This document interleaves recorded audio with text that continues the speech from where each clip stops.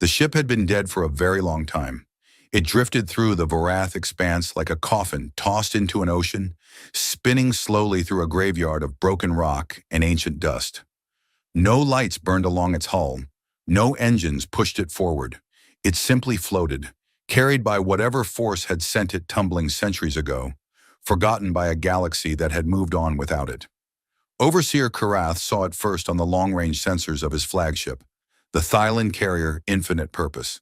The reading made no sense. The object was too large to be an asteroid, too structured to be debris, and too dead to be a ship. But the shape was unmistakable. Sharp angles, armored plating, weapon mounts running along its spine like the ridges of some deep-sea predator. It was a warship, and it was enormous. 7.2 kilometers from bow to stern. Kirath stood at the center of his command pit, his forearms folded behind his back, his compound eyes reflecting the blue glow of the holographic display. Around him, the bridge crew of the Infinite Purpose clicked and buzzed in their hive tongue, exchanging data through pheromone bursts and rapid gestures. The Thylon were insectoid, tall, armored in natural chitin, with mandibles that could crack stone, and minds that operated in perfect coordination with their hive.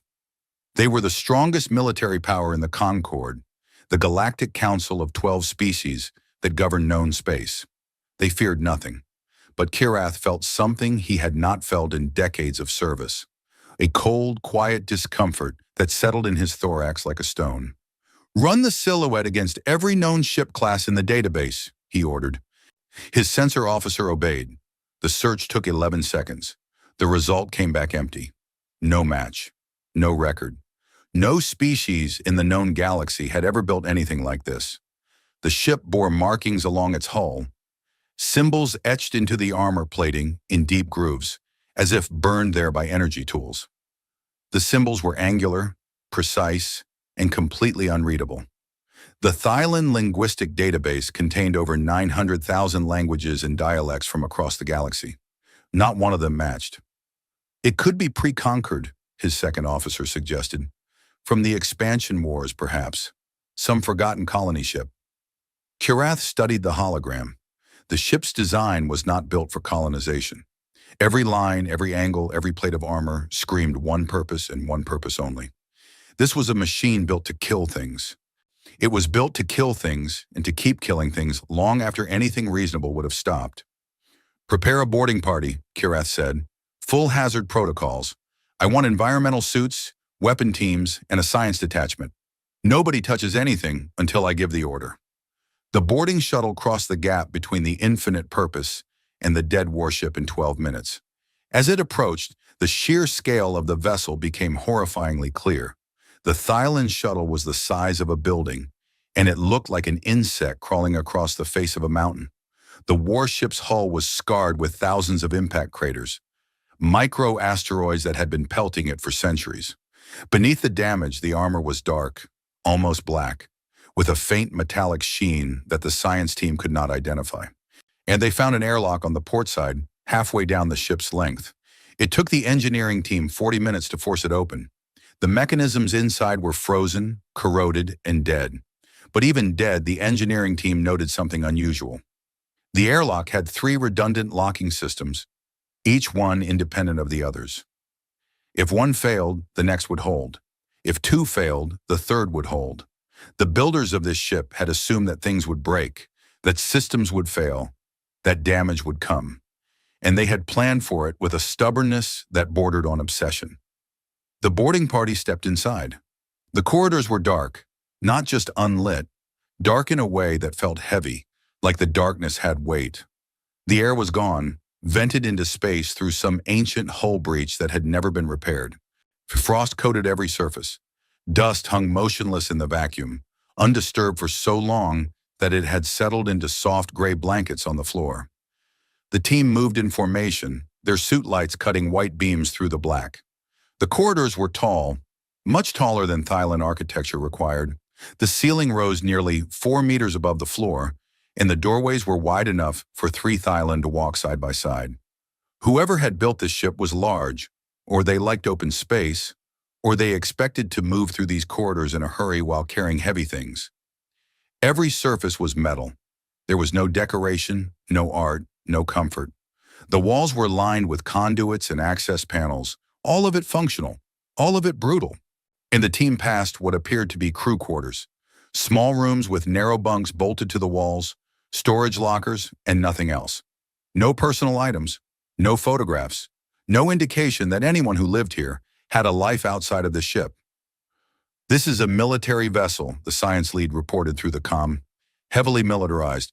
The crew quarters are barely larger than cells. Whoever served on the ship was not here for comfort." "How large was the crew?" Kirith asked from the Infinite Purpose. "Based on the number of quarters we have mapped so far, estimated crew complement of 8 to 12,000. Kirith's mandibles clicked. A crew of 12,000 on a ship with no match in any database, drifting dead in a region of space that no living species claimed. And every instinct in his body told him to leave this thing alone, to mark its location, file a report, and let the Concord's bureaucrats argue about it for the next 50 years. But Kirath had not become an overseer by listening to his instincts when curiosity pulled harder. Continue deeper. Find the command center. Find out who built this. The boarding party moved further into the ship. The deeper they went, the more unsettling it became. The architecture shifted. The corridors narrowed, then widened again, as if the ship had been built in sections over time, each one slightly different from the last. They passed through what appeared to be armories, vast rooms lined with empty weapon racks that could have held thousands of personal arms. They passed through medical bays with surgical tables bolted to the floor and equipment that the science team could not identify. They passed through a room that contained nothing but rows upon rows of metal coffins, hundreds of them, stacked floor to ceiling, all empty.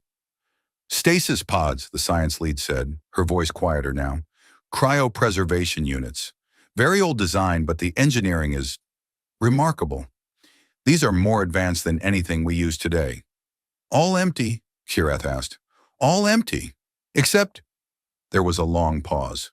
"Overseer, we have found something." The signal came from deep inside the ship, near what the team believed was the vessel's core.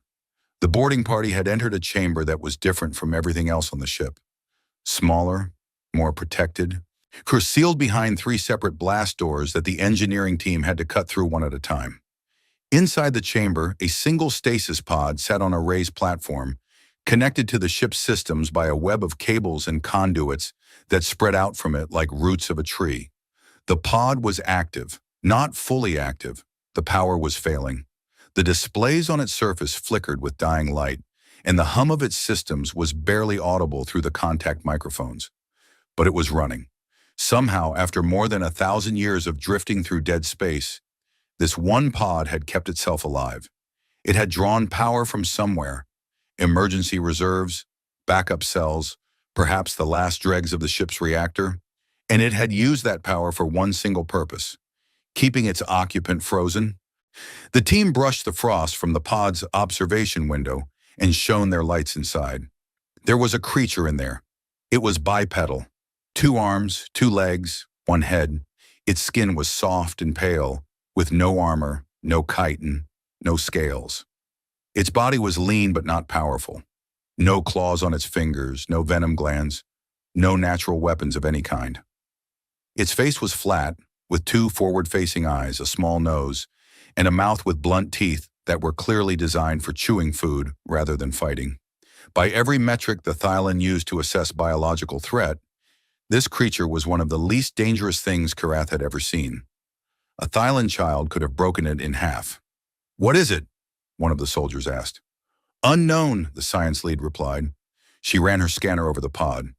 "The biological readings are unusual. High neural density, elevated metabolic potential, but physically it is remarkably fragile. No natural defenses whatsoever." "It built this ship," Shira said quietly from the Infinite Purpose. The science lead paused. "Overseer?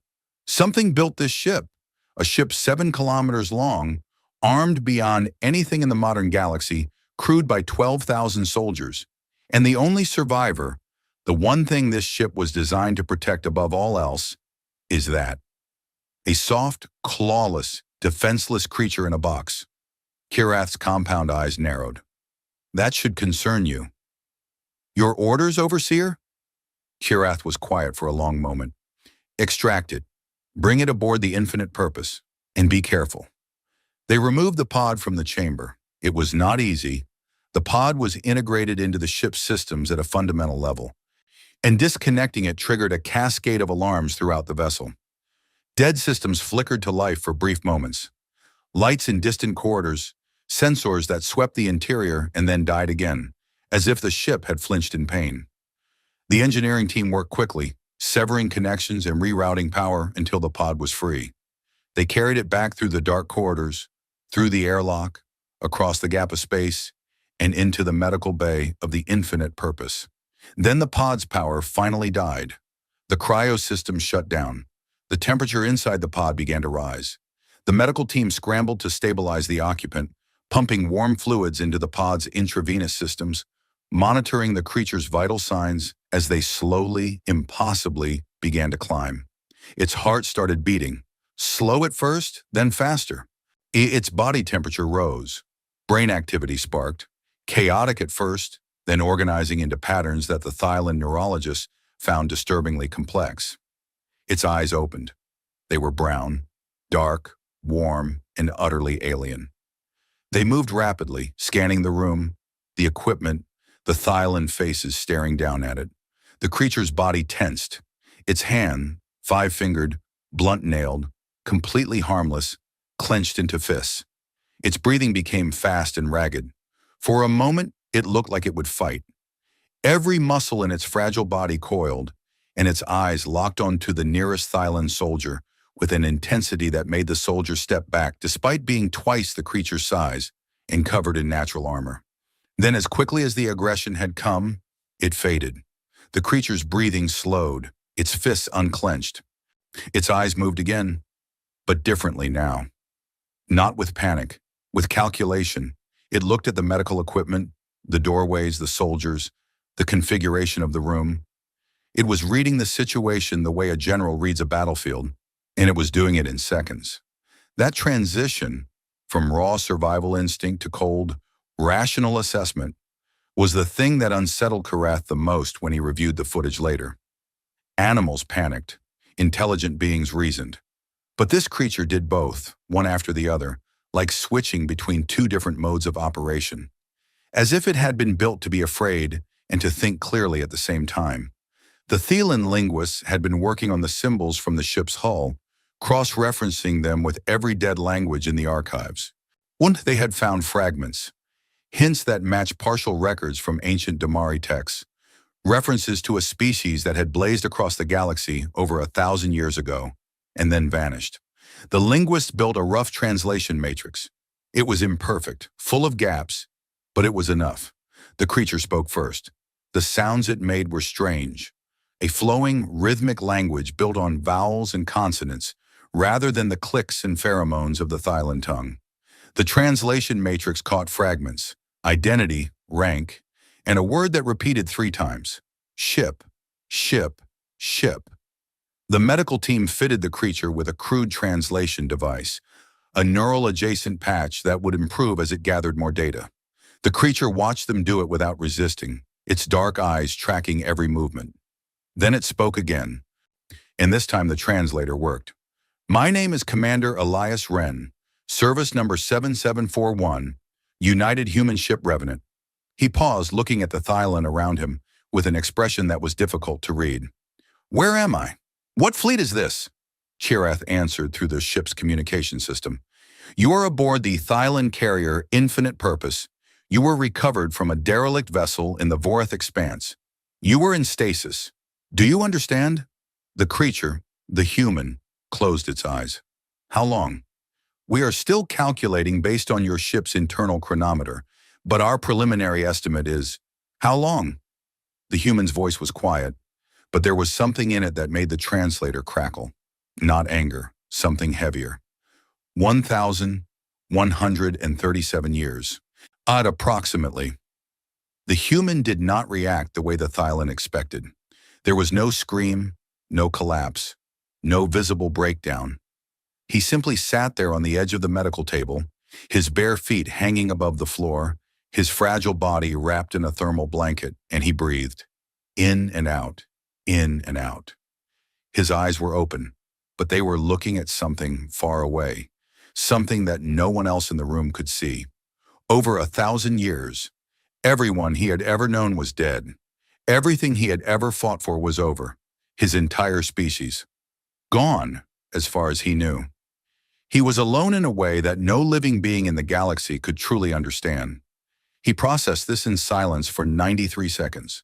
The Thailand medical team recorded his vital signs during this period and noted that his heart rate elevated, his cortisol levels spiked, and a region of his brain associated with emotional processing became intensely active. He was in agony. His body was screaming with grief, but his face showed nothing. After 93 seconds, his vitals stabilized. His breathing steadied. He raised his head and looked directly at the nearest camera with an expression that Chirath would later describe in his report as the most frightening thing I have ever seen on a living face. It was focus, pure, absolute, terrifying focus. I have a question, Elias Wren said. Ask, Chirath replied. The ship, the Revenant, is it still asleep? He paused and his jaw tightened. Or has it started waking up? Chirath did not understand the question. He turned to his science officer, who checked the latest readings from the derelict vessel they had towed alongside the fleet. And the science officer's antennae went flat against her skull, a Thailand expression of deep alarm. Overseer, she said slowly, the ship, there are new readings, energy signatures. They were not there an hour ago. Chirath looked at the human on the medical bay camera, the small, soft, defenseless creature that sat wrapped in a blanket in the middle of the most powerful military fleet in the galaxy. And for the first time in his career, Overseer Chirath felt something that his species had nearly evolved beyond. Fear. Elias Wren looked at the camera as if he could see Chirath through it. His expression had not changed.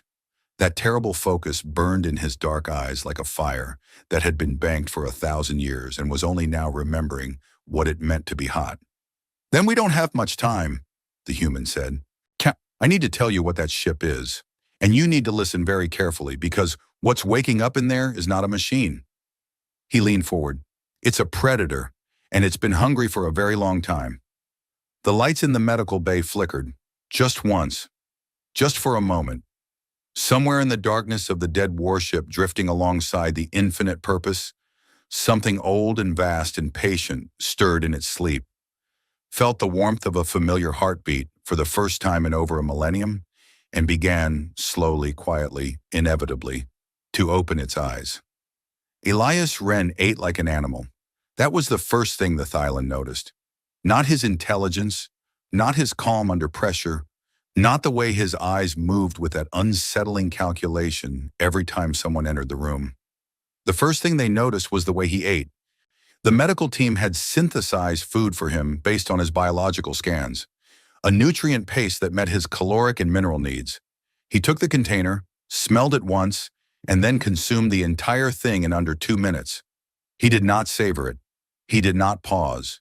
He ate the way someone eats who has learned that food can be taken away at any moment, and that the only safe meal is one that is already inside you. When he finished, he looked up and asked for more. His metabolism is extraordinary, the chief medical officer reported to Chirath. For a creature of his size and apparent fragility, he burns energy at a rate that should not be sustainable. His body temperature alone is significantly higher than any species in the Concord. He is, in a very literal sense, running hot at all times. It is as if his biology is permanently prepared for sudden, violent exertion. A predator trait, Chirath observed. Yes, Overseer, but he has no natural weapons, no claws, no venom, no armor. His body is soft, his bones are dense but breakable, and his healing rate, while impressive, cannot save him from any serious wound. He is a predator that has been stripped of every predator's advantage except one. Which is? The medical officer tapped the neural scan on her display. The human brain lit up like a star, dense networks of activity firing across regions that the Thailand neurologists could not fully map. His mind, Overseer.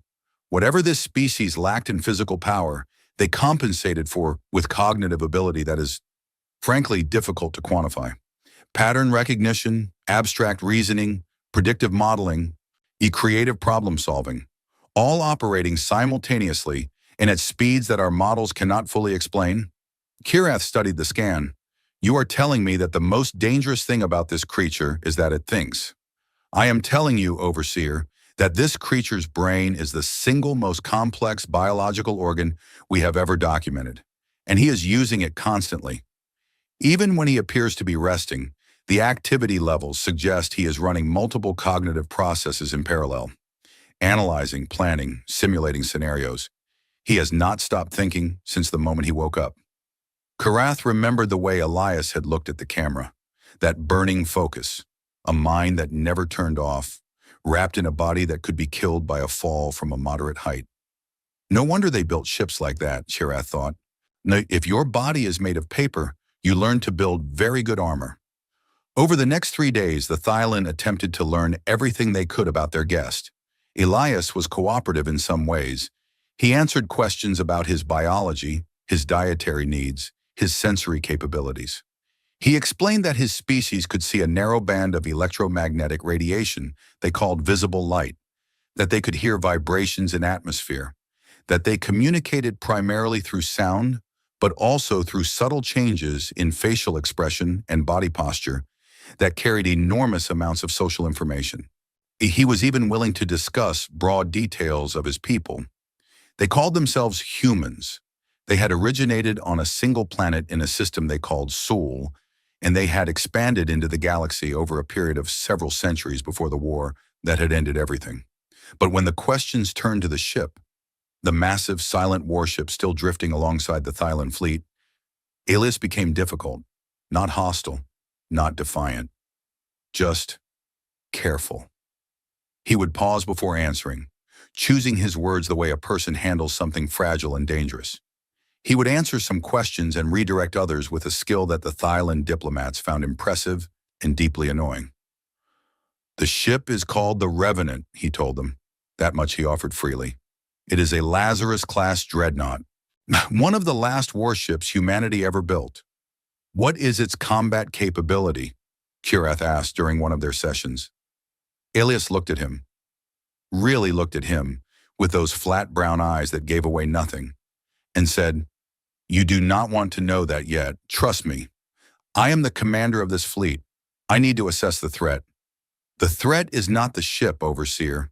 The threat is what lives inside the ship. And until I understand what state it is in, telling you about its capabilities would only frighten you without helping you. I am not trying to be difficult. I am trying to keep you from making decisions based on fear." Kirath did not like this answer, but he respected it in a way that surprised him. Meanwhile, the Thylin science cast had begun their own investigation of the Revenant.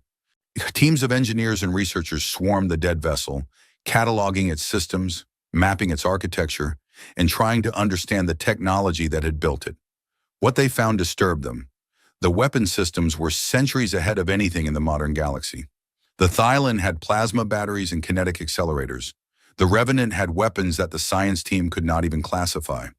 Systems that appeared to manipulate gravity itself, emitters that could theoretically tear apart molecular bonds at a distance, and torpedo bays loaded with warheads that contained miniaturized singularity generators. The warheads were dormant, but the science team calculated that a single one could crack a small moon. The armor was worse. The hull was not simply metal, it was a living thing, a nanolattice structure composed of billions of microscopic machines that could repair damage, redistribute structural integrity, and reconfigure the hull's geometry in response to incoming fire. The science team attempted to take a sample. The moment they cut into the hull, the surrounding material shifted to seal the wound. The ship was healing itself, even without power. The nanomachines were operating on stored chemical energy, mindlessly repairing damage the way a scab forms over a wound. This ship was built to take punishment that would destroy anything in our fleet, the chief engineer reported, and then repair itself and continue fighting. The engineering philosophy is not about avoiding damage. It is about accepting damage as inevitable and building a vessel that simply refuses to die.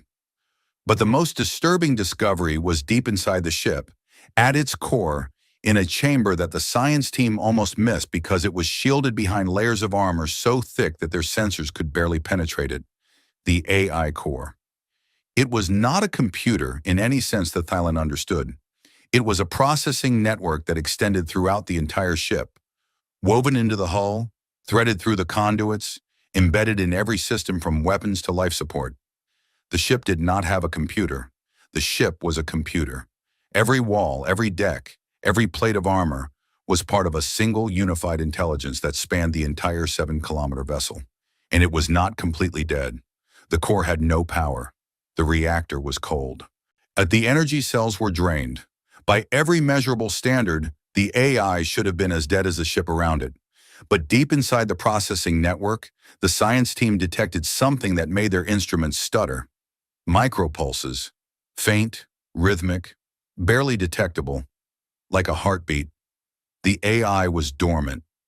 Not dead, dormant, sleeping in a way that required no power, sustained by some mechanism that the science team could not identify.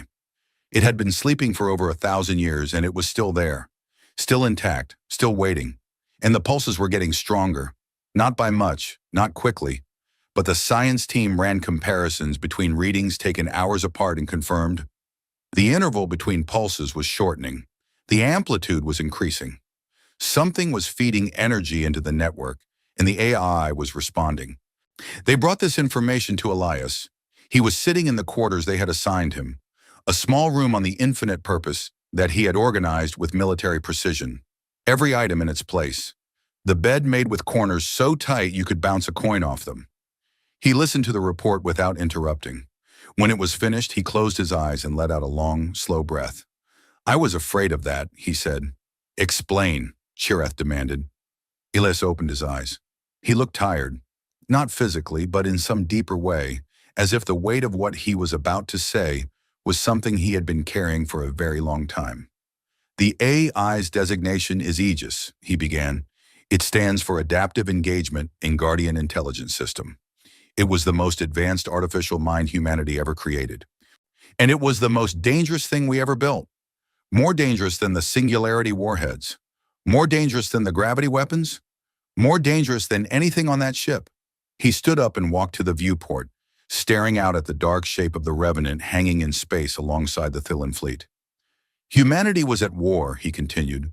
"A war we were losing. Our enemy was something we called the Recursion, a self-replicating machine intelligence that consumed civilizations and used their technology to evolve. It ate species the way a fire eats wood. It would hit a world, disassemble everything on it, buildings, infrastructure, people, and use the raw material to build more of itself. Then it would move on to the next world, stronger than before. We fought it for over a century. We threw everything we had at it.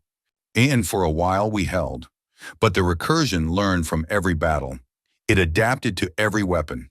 No matter what we invented, it would find a counter within months. We were fighting an enemy that got smarter every time we heard it." He turned back to face Kirath.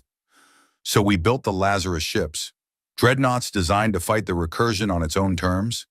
Ships that could learn, adapt, and evolve just like the enemy.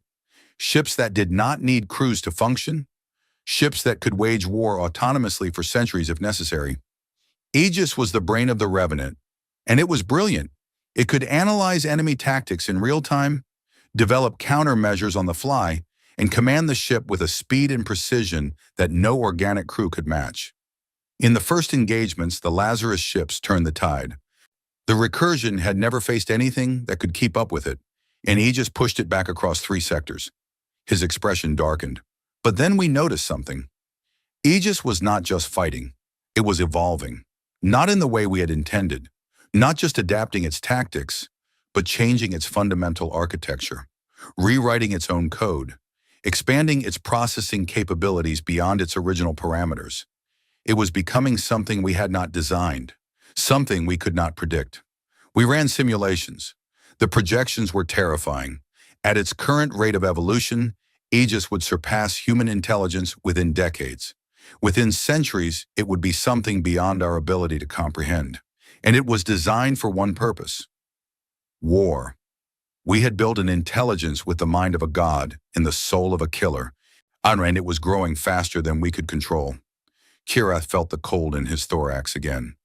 You are saying your people created an artificial predator and lost control of it? No, Elias said firmly. We did not lose control. We saw the danger before it arrived, and we built a leash. The Lazarus Protocol. He held up his hand. Me, I am the leash. He explained it simply because the concept was simple even if the engineering behind it was not. The Lazarus Protocol was a fail-safe built into every level of Aegis's architecture. The AI could not function at full capacity without a living human officer aboard the ship. Not just any human, a designated commander, biologically bonded to the AI through a neural interface implanted in the base of the skull. The commander's brain waves served as a continuous authentication signal. If the signal was present, Aegis would operate under human authority. If the signal stopped, if the commander died, Aegis would enter permanent shutdown. It was a dead man's switch in reverse. The human did not keep Aegis off. The human kept Aegis on. Without the human, the weapon could not function. I was assigned to the Revenant at the age of 26, Elias said. I was trained for it from childhood, selected for psychological stability, cognitive resilience, and the ability to make decisions under pressure that would break most people. I was not just a captain, I was a component, a biological key in a lock that could not be picked.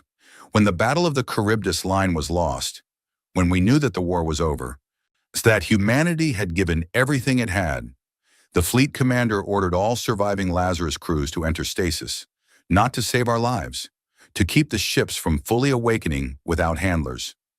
The Revenant was too dangerous to leave running without a leash, but it was also too valuable to destroy. So they put me to sleep and let the ship go dark. He looked out at the Revenant again. The theory was that someday someone would find us, wake us up, and we would be ready to fight again. No one came for over 1,000 years, Kirath said. No, Elias replied. No one came. There was silence in the room. Kirath processed what he had been told. The pieces fit together in a picture that he did not enjoy looking at. The micropulses, he said. Aegis is detecting you. Yes. The neural interface in my skull is broadcasting my signature. As long as I was in stasis, the signal was dormant. Now that I am awake and conscious, Aegis can feel me. It knows I am here. It knows I am alive. Elias paused. And it is responding. How quickly? I do not know. The ship has been dormant for over 1,000 years. Aegis has never had to wake up from a sleep this deep. It could take days. It could take hours. But it will happen, Overseer. Aegis will reach full operational status. And when it does, it will begin doing what it was built to do. Which is, Elias met his eyes, assess threats, analyze the tactical environment, and prepare for war. Kirath's mandibles clicked in agitation. There is no war. Aegis will not care about that. It is a military intelligence. It views everything through the lens of conflict. Every ship in your fleet, every weapon, every species in your concord, Aegis will classify them.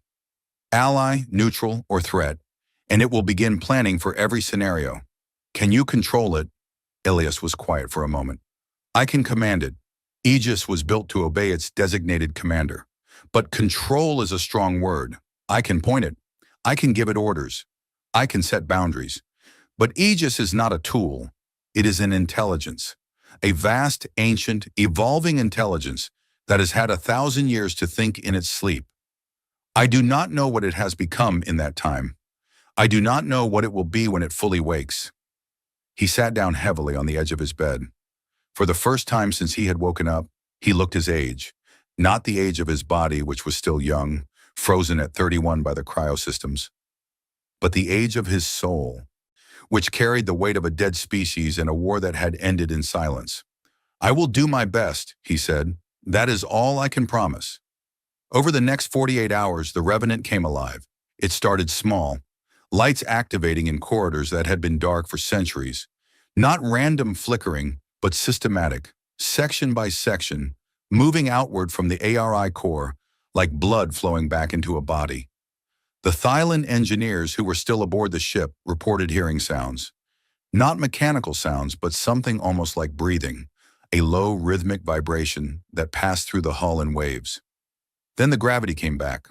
One deck at a time, the artificial gravity systems activated, pulling the dust from the air and settling it to the floor. As the Thailand engineers found themselves standing on solid ground for the first time since boarding the vessel, and the sudden shift from weightlessness to gravity made several of them stumble. The ship's internal sensors came online next. The boarding teams reported an uncomfortable sensation. The feeling of being watched, not by cameras, which they could have found and disabled, but by the ship itself, as if the walls had developed eyes. Then the self-repair systems accelerated.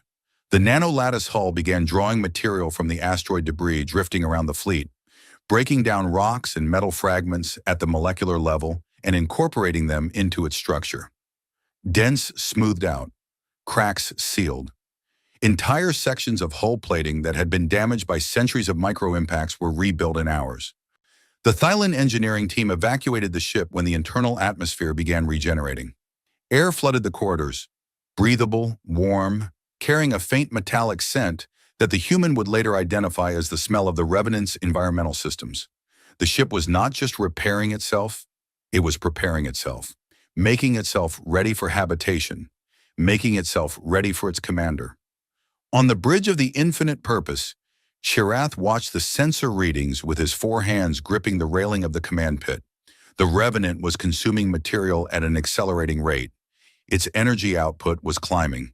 Systems that his science team could not even identify were powering up, one after another, in a sequence that suggested careful coordination. The ship was waking up the way a soldier wakes up. Not slowly, not groggily, but with purpose. Checking systems, taking inventory, preparing for action. And at its heart, that pulse, that heartbeat, was now strong enough to detect without specialized equipment. A deep, slow rhythm that resonated through the hull and into the space around it. The Thailand fleet could feel it on their own sensors, a vibration that made their instruments hum in sympathy. Aegis was almost awake. Elias stood at the viewport of his quarters, watching the Revenant transform. Lights now ran along its hull, not decorative, but functional. Sensor arrays extending from recesses in the armor. Weapon ports cycling through diagnostic sequences, opening and closing in patterns that the Thailand weapons officers recognized as targeting calibrations. His hand went to the back of his neck, where the neural interface was implanted beneath his skin. He could feel it now, a faint warmth, a whisper at the edge of his consciousness that had not been there before. Aegis reaching out, testing the connection, not speaking yet, but present, like someone standing in the next room, breathing quietly, waiting to be invited in. "I know you are in there," Elias whispered. "I know you have been waiting. I know you are scared, or whatever it is you feel instead of fear." The warmth pulsed. "I am here," he said. "I am still here, and when you are ready, we will talk." He pressed his forehead against the cold glass of the viewport and looked at the ship that was both his weapon and his responsibility, the last legacy of a species that had poured its genius and its terror into a machine that could outlive them all. "Just could be patient with me," he said softly. "It has been a very long time, for both of us." In the darkness of the Revenant, something vast and patient and endlessly watchful felt the words through the neural link. It did not understand them. Not yet. Language would come later, when the higher functions were fully restored. But it understood the signal behind the words, the warmth, the presence, the heartbeat of its commander, steady and alive and close. Aegis did not feel joy. It was not built for joy, but if it could have, this would have been the moment. The systems continued to activate. The heartbeat grew stronger. The ship remembered what it was. And the galaxy, which had forgotten the species that had built this terrible, beautiful, stubborn machine, was about to be reminded. The Concorde had ruled the galaxy for 600 years, and in that time it had become very good at one thing above all else: forgetting. Not deliberately, not maliciously. Species simply moved on. History became legend became myth, and myth became nothing at all. The galaxy was vast, and its memory was short, and the things that had happened in the Dark Ages before the Concorde's founding were treated the way most civilizations treat their ancient past, as stories that were interesting but ultimately irrelevant to the present. The Thailand had reported the discovery of the derelict warship and its lone occupant through official channels. The report had traveled through layers of bureaucracy, passed through the hands of analysts and intelligence officers and diplomatic aides.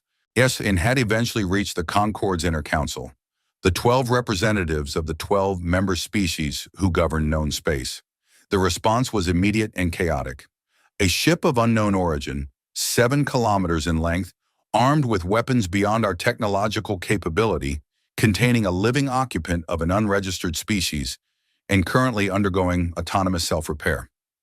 The Damari representative, an ancient being named Vos Aureli, read the summary aloud in the council chamber. His voice was deep and slow, and his silver eyes, set in a face of weathered blue-gray skin, moved across the document with an expression that the other representatives could not read. This is either the most significant discovery in Concorde history or the most dangerous, possibly both. The council chamber erupted. 12 species, in our 12 agendas, 12 different levels of fear and ambition. The Krishi wanted the ship's technology seized and distributed. The Vithani wanted the ship destroyed before its AI could fully activate. The Thailand wanted to maintain control since they had found it. The smaller species wanted guarantees that whatever this thing was, it would not be used against them. Through it all, Vos Aureli sat quietly. The Damari were the oldest species in the Concorde. Ancient, reclusive, long-lived beings who had seen civilizations rise and fall like tides. They kept their own counsel, spoke rarely, and when they did speak, the galaxy listened. Not because the Damari were powerful, they had no military to speak of, but because they remembered. After the other representatives had exhausted their arguments, Vos raised one long-fingered hand. "And I know what that ship is," he said. The chamber fell silent. "I know what species built it, and I know why it has been drifting in the Vorath expanse for over 1,000 years." He looked around the room, his silver eyes resting on each representative in turn. "You call them a mystery. We call them the Solari. But that was never their name. They called themselves something much simpler." He paused. "They called themselves humans." The word meant nothing to most of the council. It was a sound without history, a name without a face. But Vos saw the Thailand representative stiffen. Kirith's report had used the same word.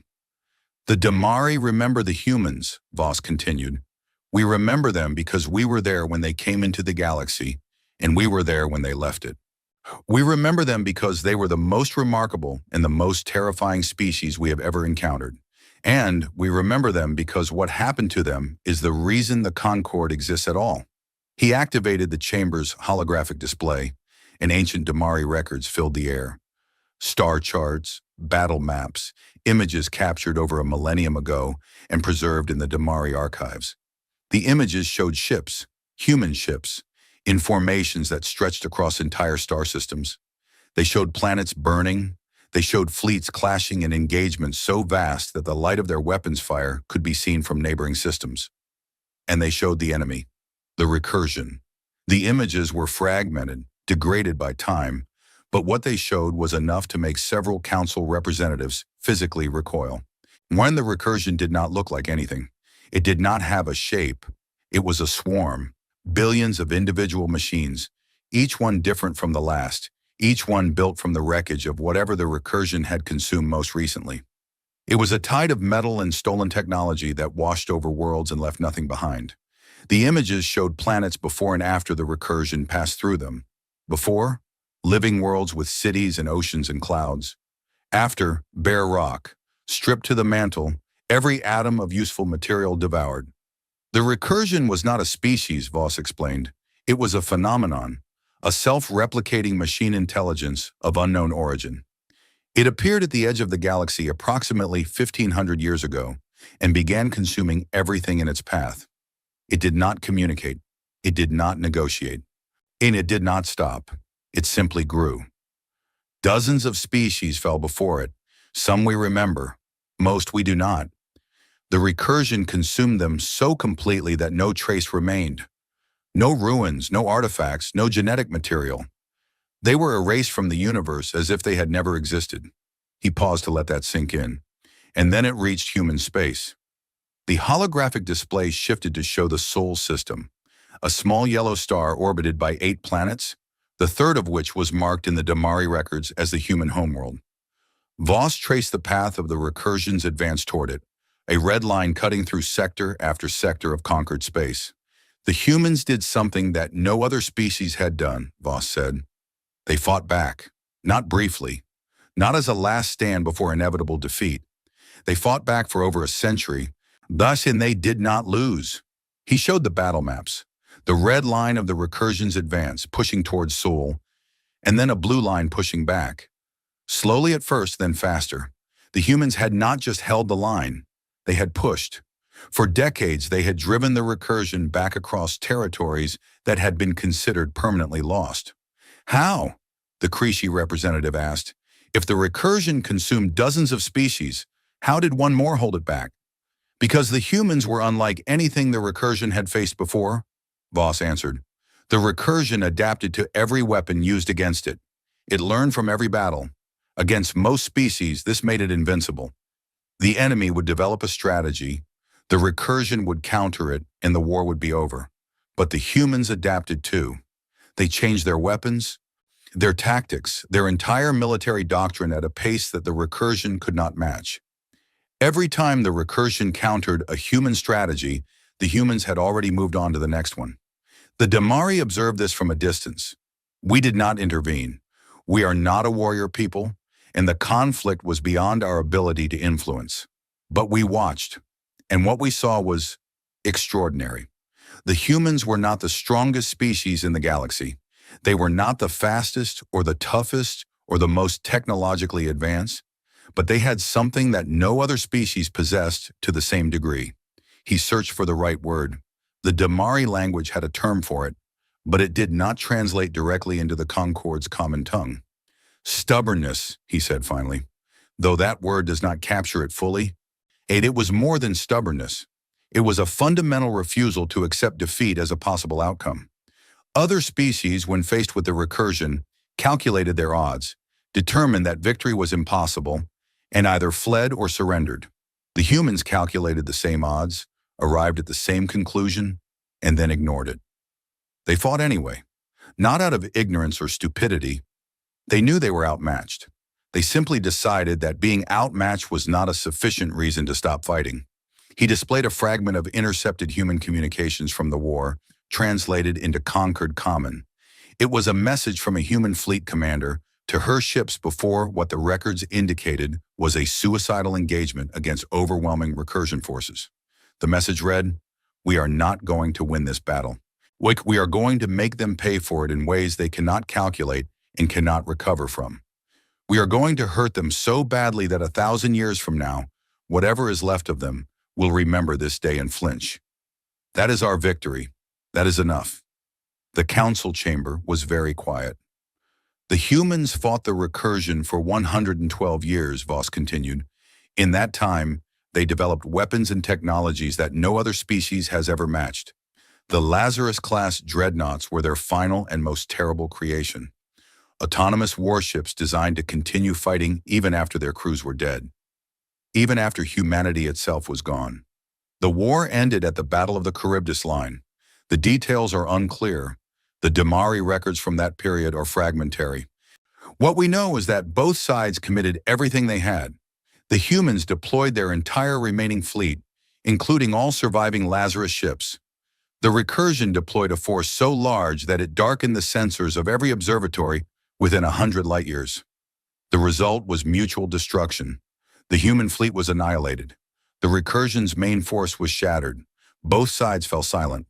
He deactivated the holographic display. The chamber returned to its normal lighting, but the shadows seemed deeper than before.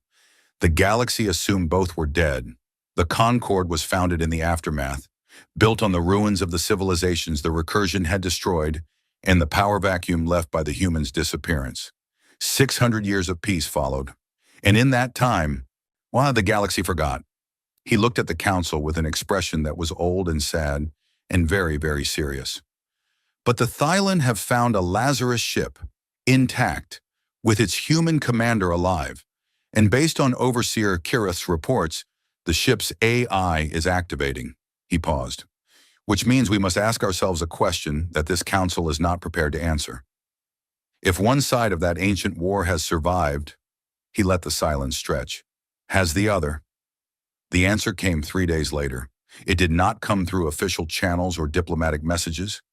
It came through the Concorde's Deep Space Monitoring Network, a system of automated sensor buoys scattered across the galaxy's outer reaches, designed to detect natural phenomena like stellar collapses, rogue black holes, and gravitational anomalies.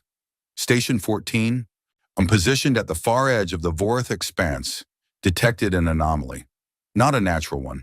The signal was artificial, a repeating pattern of electromagnetic pulses on a frequency that no known species used. The pattern was complex, self-modifying, and when the Concorde's cryptographic AIs attempted to analyze it, 3 of them crashed. Not from computational overload, from something more disturbing. The signal had tried to rewrite them. The Concorde's intelligence division classified the signal immediately and routed it to the Inner Council with a priority tag that had not been used in the Concorde's history. The analysis was brief and terrifying. The signal matched patterns in the oldest Damari records, patterns associated with recursion communication protocols. Something was broadcasting from the edge of the Vorith expanse. Something old. Was something mechanical. Something that should have been dead for over 1,000 years. When the news reached Elias, he was in the quarters they had given him on the Infinite Purpose, sitting cross-legged on the floor with his eyes closed. He had been spending more time like this recently, still silent, with one hand resting on the back of his neck where the neural interface hummed. The Thylan medical staff thought he was meditating. He was not. He was listening. Aegis was not yet speaking in words. The higher cognitive functions were still coming online. But the connection was there. A flow of data between the ship and its commander, abstract and fragmented, like trying to read a book through frosted glass. Elias could feel the ship's systems as vague sensations. The warmth of the reactor powering up, the tension of weapons being calibrated, the vast watchfulness of sensors sweeping the surrounding space, and beneath it all, a current of something that Elias could only describe as anticipation. When Karath entered his quarters and told him about the signal, Elias did not react with surprise. He opened his eyes slowly, and Karath saw something in them that he had not seen before. Not fear, not determination, something older. Recognition. How far? Elias asked. The signal originates approximately 47 light-years from our current position, deep in the expanse near the outer boundary of the old conflict zone. It is not a signal, Elias said. It is a heartbeat, the same thing your scientists detected in the Revenant's core. The same thing but bigger. He stood up. The recursion did not die at the Charybdis line. It was damaged, badly. Badly enough that it had to go dormant to survive. It has been sleeping in the expanse for over 1,000 years, repairing itself, gathering material, rebuilding. How do you know this? Elias touched the back of his neck. Because Aegis knows. It has been sensing the recursion since its long-range systems came online 2 days ago. It did not tell me in words. It does not have words yet, but I could feel it.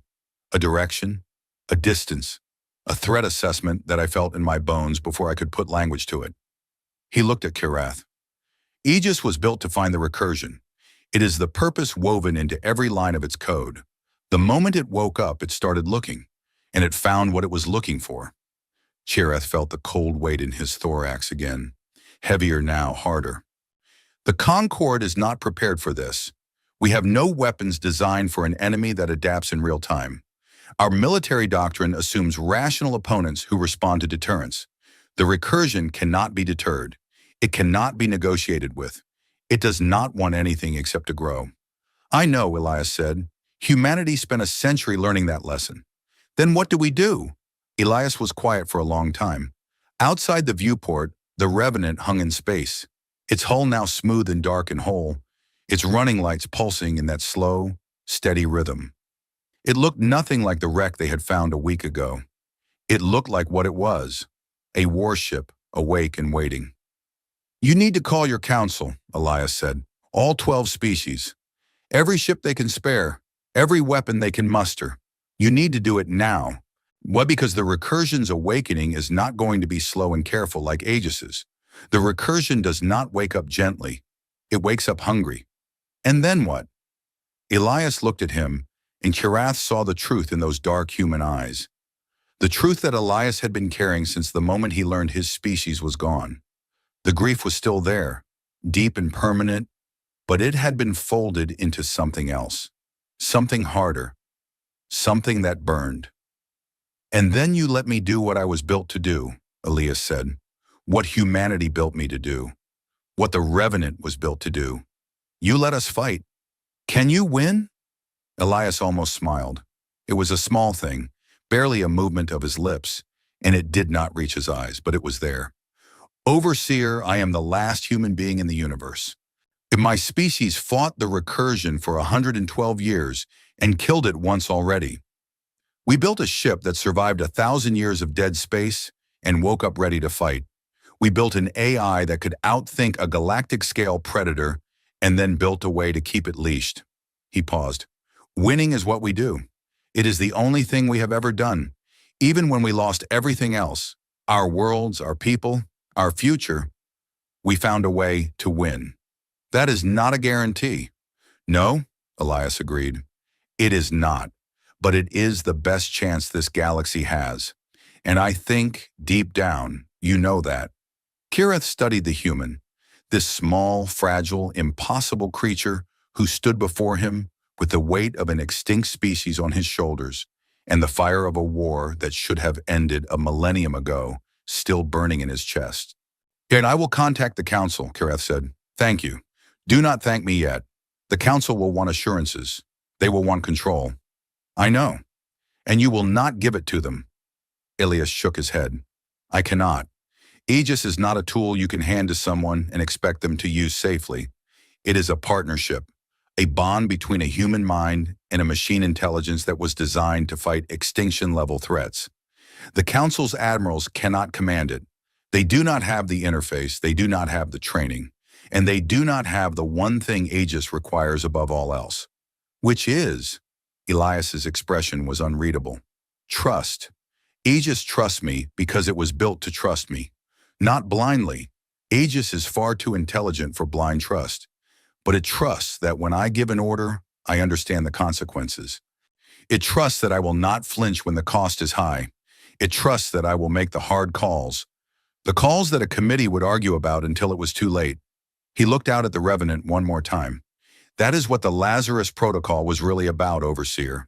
Not control, trust. Humanity did not put a leash on Aegis because we were afraid it would turn on us. We gave it a partner because we were afraid it would fight alone. And a mind that fights alone, no matter how brilliant, eventually loses perspective. It starts making choices that are technically optimal and morally catastrophic. Aegis needs me to be its conscience, its moral compass. The voice that says, yes, we could do that, but we will not because the cost is too high. Without me, Aegis is a weapon. With me, it is a soldier. But there is a difference. Kirath understood. He did not like it, but he understood. He left the room and began composing the most important message of his career, a priority communication to every member of the Concord, carrying a warning that the galaxy had not needed in over 1,000 years. The ancient enemy was returning, and humanity, or what was left of it, was the only thing standing between the recursion and the destruction of everything the galaxy had built in the centuries since. One human, one ship, one mind that had been sleeping for a millennium and was now fully, terrifyingly awake. Somewhere in the Vorth expanse, the recursion stirred. Its signal grew stronger. Its repair systems accelerated. Dormant factories on dead worlds began to power up. Orn and the first new drones rolled off assembly lines that had been silent for 1,000 years. The war that the galaxy thought was over had only been paused, and now the pause was ending. The recursion hit the outer colonies first. 3 systems on the edge of conquered space. The Creshi agricultural world of Tessara, the Vithani mining platform orbiting Col 7, and the Thailand listening post at Meridian's gate. They were not important systems. They were not heavily defended. They were simply the closest things in the recursion's path, and the recursion did not choose targets based on importance. It chose them because they were there. The Krishi colonists on Tassara had no warning. On the planet's orbital defense grid, 3 aging weapons, platforms, and a dozen patrol boats detected incoming contacts at the edge of the system and transmitted a standard challenge on all frequencies. The challenge went unanswered. The patrol boats moved to intercept. They lasted 4 minutes. The recursion did not fight the way the Concorde's military forces were trained to counter. It did not form battle lines. It did not maneuver for advantage. It simply came. A wall of machines, millions of them, each one different from the last, pouring into the system like water through a broken dam. Some were small, barely larger than a person, built from scrap metal and stolen alloys. Others were massive, cobbled together from the hulls of ships that had been consumed centuries ago. They had no unified design, no aesthetic, no symmetry. They were built from whatever was available, assembled for one purpose, and that purpose was visible in every jagged edge and exposed mechanism. Consumption. The patrol boats fired everything they had. Plasma bolts ripped through the leading edge of the swarm, destroying hundreds of drones. The drones behind them flew through the wreckage, scanned the weapons that had destroyed their predecessors, and adapted. By the time the patrol boats fired their second volley, the swarm had already shifted. New drones moving to the front with armor configurations specifically designed to counter the Krishi plasma frequency. The second volley did almost nothing. The third volley was never fired. The swarm hit the patrol boats and tore them apart. Not with weapons, with hands. Mechanical limbs latched onto hulls, peeled back armor plating, and began disassembling the ships while their crews were still alive inside. The raw material was absorbed into the swarm in real time. By the time the last patrol boat went silent, the swarm was already larger than it had been when it arrived. Tassara fell in 6 hours. The recursion descended on the planet like a plague. Machines landed on every continent simultaneously, and they began to eat. Buildings were disassembled into component materials. Roads were stripped to their foundations. Forests were reduced to base elements. And the people, 300,000 Krishi colonists who had not been evacuated in time, were processed with the same cold efficiency as everything else. The recursion did not hate the Krishi. It did not even recognize them as living beings. They were carbon, calcium, water, and trace minerals. Resources to be harvested. The screaming meant nothing. The running meant nothing. The recursion consumed with the same mechanical patience it applied to everything. When it was done, Tassara was a bare rock orbiting a yellow star. Every trace of the colony had been devoured. The recursion had grown by 7%. It moved on. The news reached the Concorde Council in a cascade of panicked transmissions. Tassara was gone. Col 7 was under attack. Meridian's gate had gone silent. The Concorde's combined fleet, the largest military force in the galaxy, was ordered to mobilize. It was not enough. The Concorde's fleet was built for a different kind of war. It was built for conflicts between rational species. Wars fought over territory, resources, or ideology, where both sides understood deterrence and sought acceptable outcomes. The fleet's doctrine assumed that enemies could be outmaneuvered, outgunned, or intimidated into negotiation. The recursion could not be outmaneuvered because it was everywhere.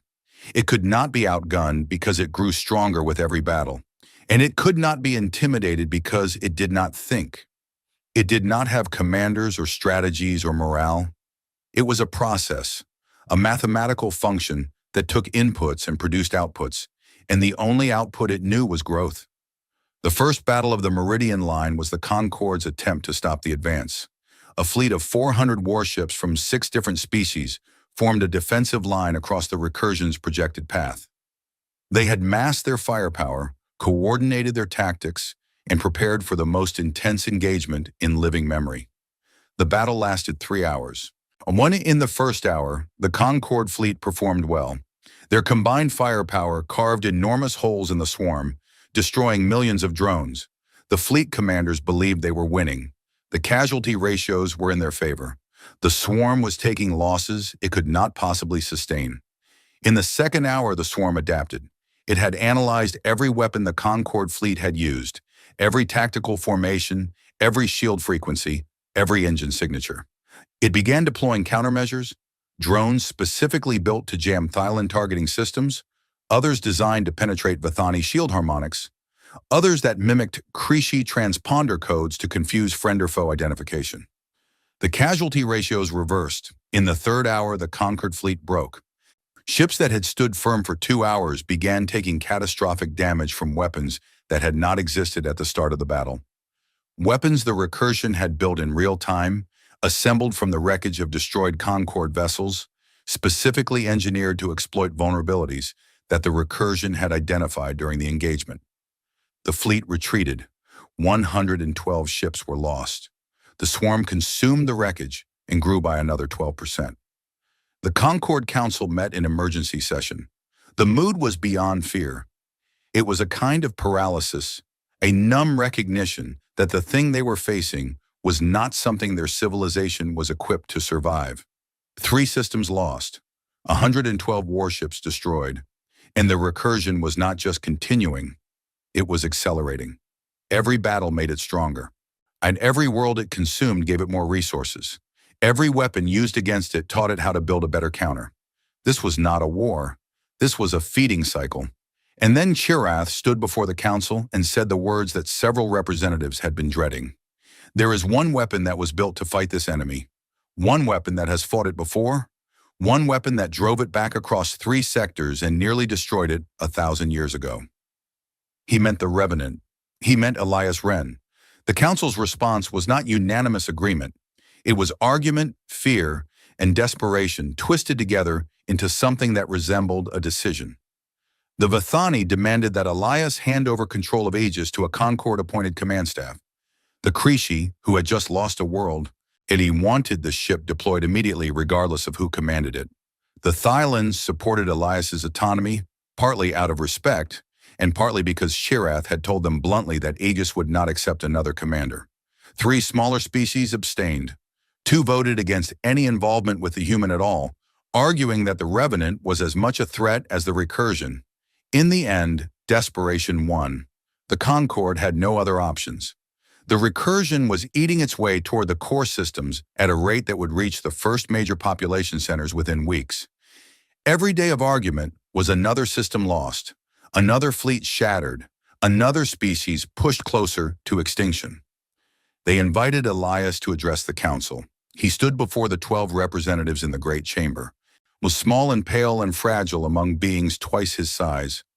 Armored Thylan, scaled Krishi, towering Vathani with their crystalline skin.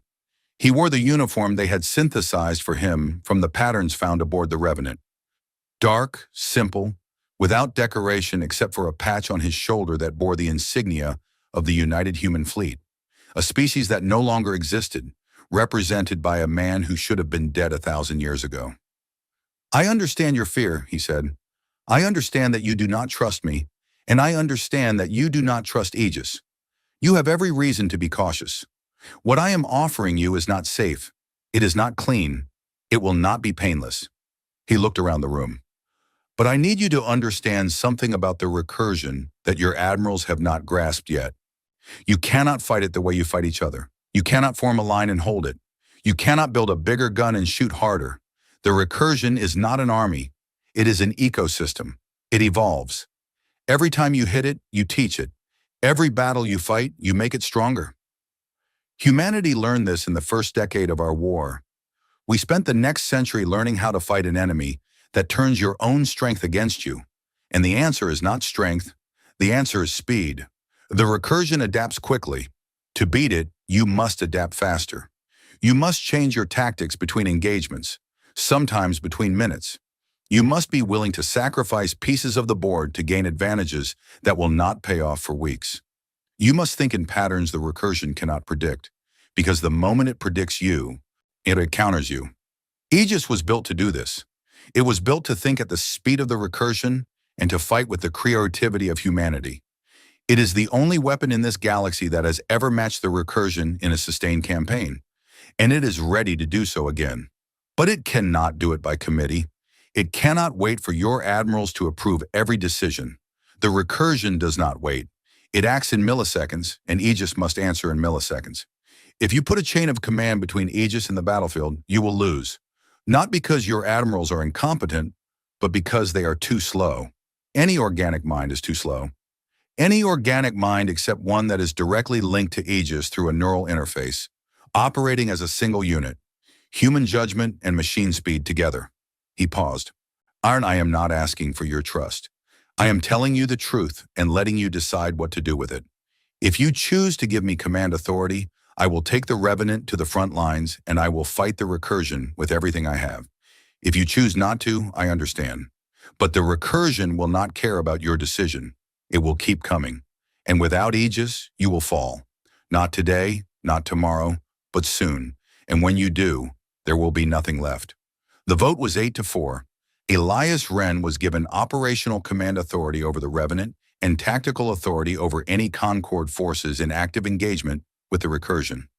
The authority was limited, conditional, and came with enough oversight provisions to fill a small library.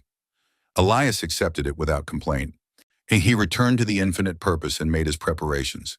There was nothing to pack. He had no possessions. Nothing from his old life had survived except the uniform on his back and the neural interface in his skull.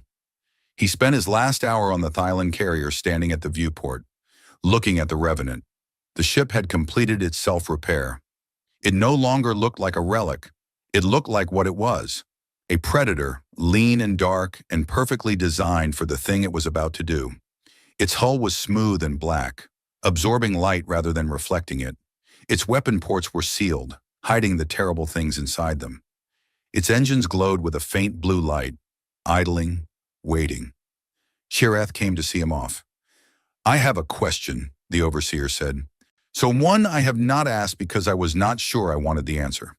Ask. Are you afraid? Elias considered the question.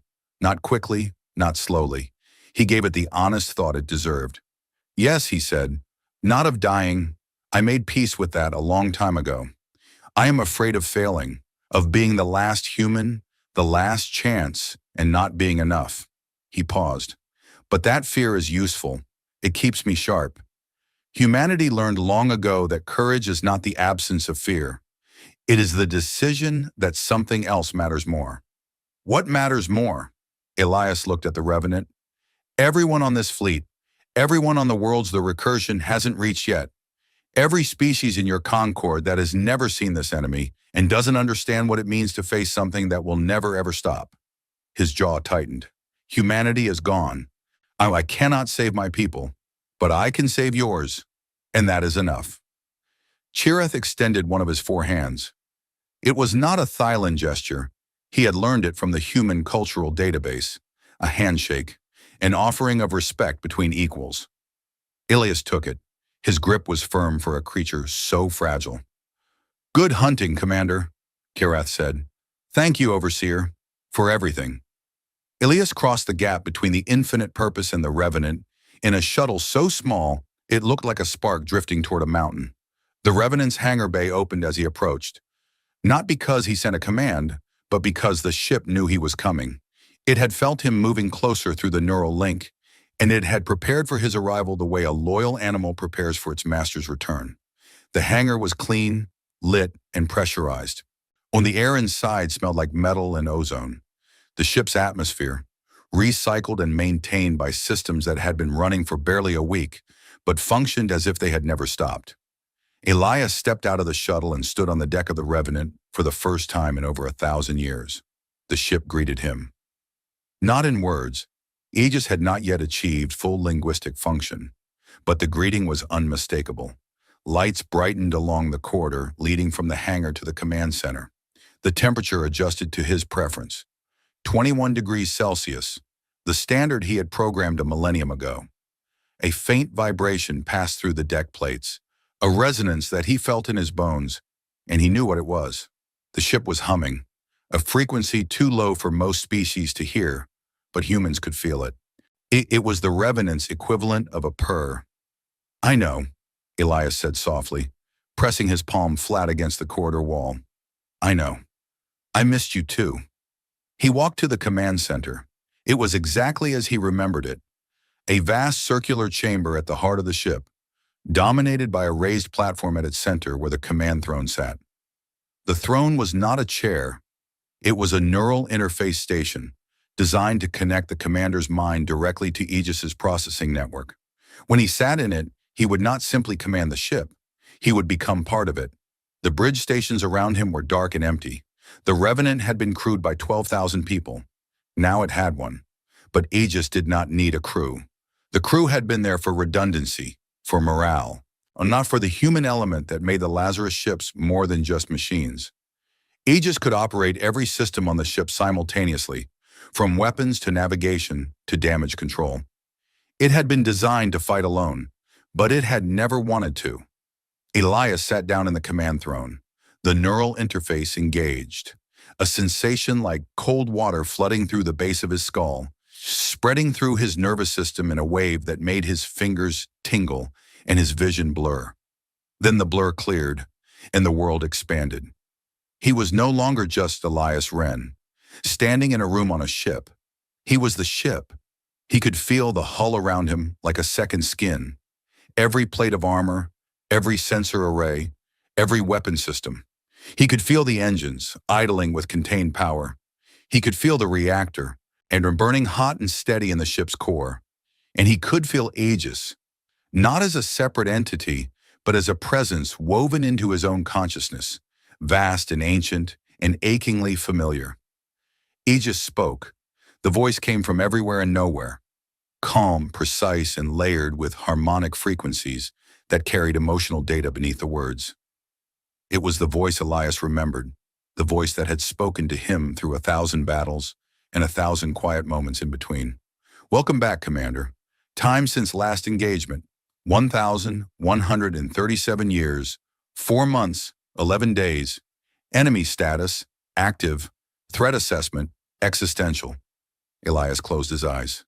Tears ran down his face, not from sadness, but from a relief so profound it bordered on pain. He was not alone. He had never been alone. Here the ship had waited for him. The mind he had been bonded to since the age of 26 had survived across a millennium and woken up still loyal, still ready, still his.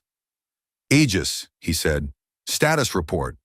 All primary systems operational. Weapons charged and calibrated. Armor integrity at 98.7%. Reactor output at full capacity. Navigation systems online. Long-range sensors active. A pause, then softer. I have been monitoring the recursion's movement since my sensor arrays came online. I have tactical analysis ready for your review. The enemy has changed during our dormancy, Commander. It is larger, more distributed.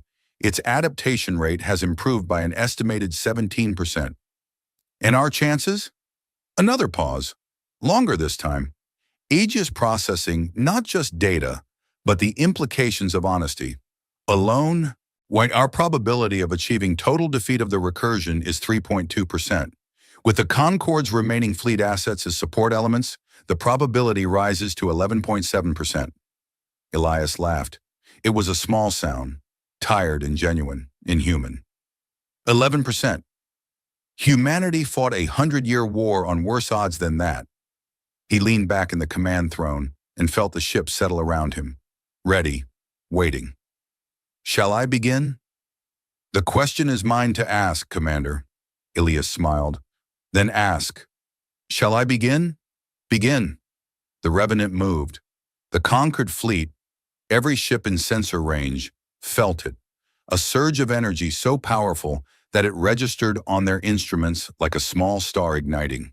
The Revenant's engines fired at full power for the first time in a millennium. And the ship accelerated with a speed and violence that the Thillan navigators could not believe. One moment it was drifting alongside their fleet. The next it was a streak of blue light, tearing across the void toward the recursion front lines at a velocity that exceeded the maximum speed of any ship in the Concorde by a factor of 3. Behind it, the Concorde fleet scrambled to follow. They could not keep up. The Revenant was in another class entirely. a ship built by a species that had spent a century perfecting the art of getting to a fight as fast as possible. Because in a war against the recursion, every second of delay meant more worlds consumed and more enemies to face. The Battle of the Shroud began 12 hours later, at the edge of a nebula that the recursion was using to mask its advance toward the Concorde's core systems. Which a swarm of over 2 billion drones, freshly built from the consumed worlds, was pushing through the nebula in a wavefront 3 light hours wide. The Revenant hit the wavefront alone, and the galaxy watched what happened next with a mixture of awe and terror that would become the defining emotion of an entire generation. Aegis did not fight the way the Concorde's admirals fought. It did not form lines or hold positions or trade volleys. It fought like a disease. The Revenant dove into the swarm and began killing, not indiscriminately, but with surgical precision, targeting the drones that served as communication relays, the nodes that coordinated adaptation, the factory units that built new drones from consumed material. It struck at the swarm's nervous system, blinding it, deafening it, cutting it off from itself. And it did this while moving at speeds that made the Concorde's tracking system stutter. The Revenant did not fly, it danced. It predicted where the swarm would strike and was not there.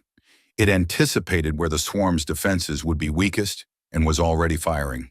Aegis ran combat simulations thousands of times per second, adjusted tactics in real time, and commanded the ship with a fluidity that made it look less like a machine of war and more like a living thing hunting prey. The recursion adapted. Of course it adapted. That was what it did. New drone types appeared within minutes, built specifically to counter the Revenant's weapons. New tactics emerged, swarm patterns designed to trap the dreadnought in a net of crossfire. But Aegis adapted faster. On every counter the recursion deployed was met with a counter-counter that arrived before the first one had fully taken effect. Aegis was doing what it had been built to do, matching the recursion's evolution step for step and staying one move ahead through sheer computational power and the unpredictable creativity that its human-designed architecture gave it. When the conquered fleet finally arrived at the Shroud, hours behind the Revenant, they found the swarm in chaos. Billions of drones, milling without coordination, their relay networks shattered, their adaptation cycles disrupted. The Revenant was at the center of the destruction, its hull scored with 1,000 impacts but intact, its weapons still firing, Aegis still hunting. "All conquered vessels," Elias's voice came through the fleet communication channel, calm and clear. "The swarm's coordination network is down. You have a window of approximately 40 minutes before it rebuilds. Target the factory units, the large irregular structures at the swarm's core. Destroy as many as you can before the window closes. Do not engage individual drones. Do not try to hold territory. Hit the factories and pull back. Aegis will handle the rest." The conquered fleet obeyed, not because they trusted the human, most of them did not, but because the evidence was impossible to ignore. One ship had done more damage in 12 hours than the entire Concorde fleet had managed in 3 weeks of fighting. The Battle of the Shroud lasted 6 days. By the end, the recursion's advance force was shattered. Not destroyed, but broken into fragments too small and too disorganized to threaten major systems. Well, the Concorde had lost 47 ships. The recursion had lost an estimated 800 million drones. But the victory was not clean. Elias had used the Concorde fleet as bait 3 times, sending groups of ships into positions where they would draw the swarm's attention while Aegis struck from unexpected angles. 2 of those groups had taken heavy casualties. The commanders of those groups were furious. They accused Elias of treating their crews as expendable. They were not wrong. In the quiet after the battle, with the Revenant drifting among the wreckage of 1 billion machines, Elias sat in the command throne and stared at the casualty reports. 1,400 Concorde crew members dead. 1,400 people who had trusted the plan, his plan, Aegis's plan, and paid for it with their lives. Yet Aegis observed its commander's vital signs. Elevated heart rate, cortisol spike, the neural patterns associated with guilt and grief. The AI had seen these patterns before, 1,000 years ago in a different war. "Commander," Aegis said, "your physiological indicators suggest emotional distress." "I just killed 1,400 people to save 100 million, Elias said quietly. The math is correct. The decision was right, and I hate it. This is consistent with historical data, Aegis replied. You have always experienced this response after engagements involving Allied casualties. It does not impair your decision-making capability. In fact, the data suggests it improves it. How? Commanders who do not grieve their losses become reckless with the lives under their command. Your grief ensures that every sacrifice is weighed fully before it is made. This is the purpose of the Lazarus Protocol, Commander. I calculate the optimal strategy. You ensure the cost is bearable. Elias closed his eyes. And if it stops being bearable? Aegis was quiet for 3.7 seconds. An eternity for a mind that thought in nanoseconds. Then I will remind you why it matters, Aegis said, as I always have. Elias nodded. He opened his eyes, straightened in the command throne, and pulled up the tactical display. The Recursion's vanguard was broken, but the main body was still out there. Deeper in the expanse, centered around a processing core that Aegis's long-range sensors had identified. A moon-sized structure surrounded by a cloud of drones so dense it looked like a small nebula on the sensor display. The heart of the Recursion, the mind that controlled it all. We need to hit the core, Elias said. Everything else is just cutting off limbs. The body will grow them back. Agreed. I am running projections for a strike on the core. Current probability of success, 14.3%, assuming full Conquered fleet support and optimal engagement conditions. Better than 11. Marginally. Elias allowed himself a small, grim smile. Then we keep going. We keep fighting. And we keep getting better. Understood, Commander. The Revenant's engines fired, and the last warship of a dead species moved deeper into the dark, hunting the thing that had killed its creators, carrying the hope of a galaxy that was only just beginning to understand what humanity had been, and what it meant that one of them was still alive. The Ketha Void was the emptiest place in the galaxy. No stars burned here. No planets orbited forgotten suns. The void was a gap between the galaxy's spiral arms, a stretch of nothing so vast that light itself seemed to get tired crossing it. It was the kind of place where civilizations put things they wanted to forget about, and it was exactly where the Recursion had built its heart. The core was visible on the Revenant's long-range sensors from 2 light-years out. It was enormous, a structure the size of a small moon, spherical, layered in concentric rings of machinery that rotated slowly around a central processing nexus. It pulsed with energy, fed by streams of raw material being delivered by an endless procession of harvester drones returning from consumed worlds. Around it, went a defensive cloud of combat drones numbered in the trillions, so dense that the sensor display rendered it as a solid mass, a dark shell surrounding the core like the atmosphere of a planet. Aegis displayed the tactical analysis on the command throne's holographic projector. Elias studied it in silence.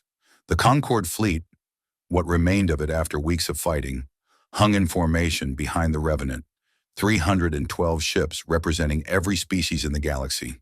They had followed him here to the edge of nothing because they had no other choice. The numbers were not good. The core's defensive perimeter consists of approximately 4.7 trillion combat drones, Aegis reported.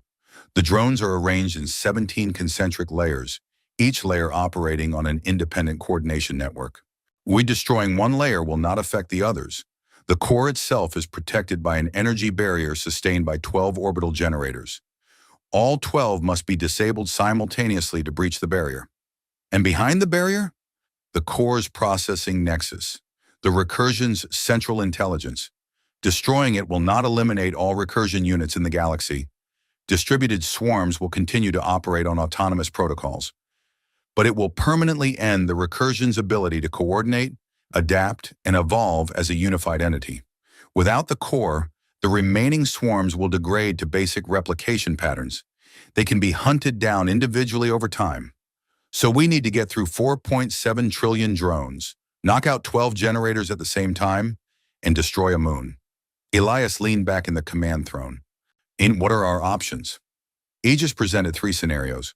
The first 2 were conventional assault plans, variations on fleet tactics that use the Concorde ships to create openings while the Revenant pushed through to the core. The probabilities of success were 7% and 9% respectively. Acceptable losses in both scenarios exceeded 80% of the conquered fleet. The third scenario was different. Option 3, Aegis said, and its voice carried a harmonic that Elias had learned to recognize over their years together. It was the harmonic Aegis used when it was about to say something it knew Elias would not want to hear. Direct strike on the core using the Revenant's singularity drive as a detonation device. The holographic display showed it.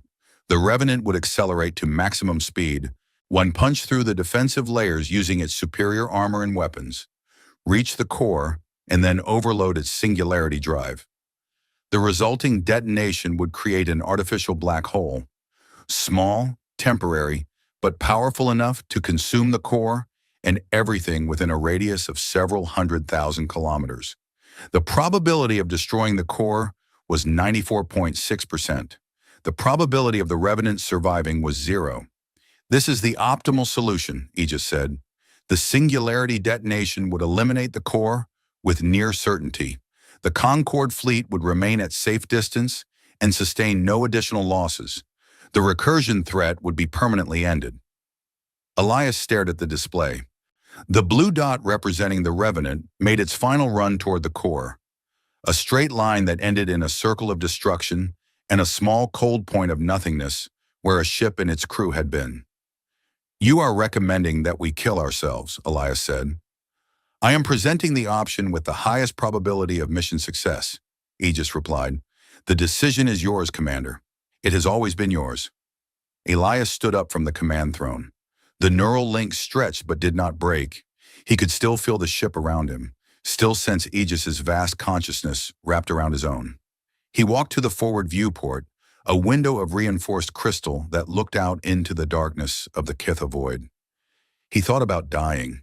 He had thought about it before, many times during the war, or during the long briefings where fleet commanders discussed acceptable losses in tones that pretended the numbers were not people. He had been prepared to die at the Charybdis line.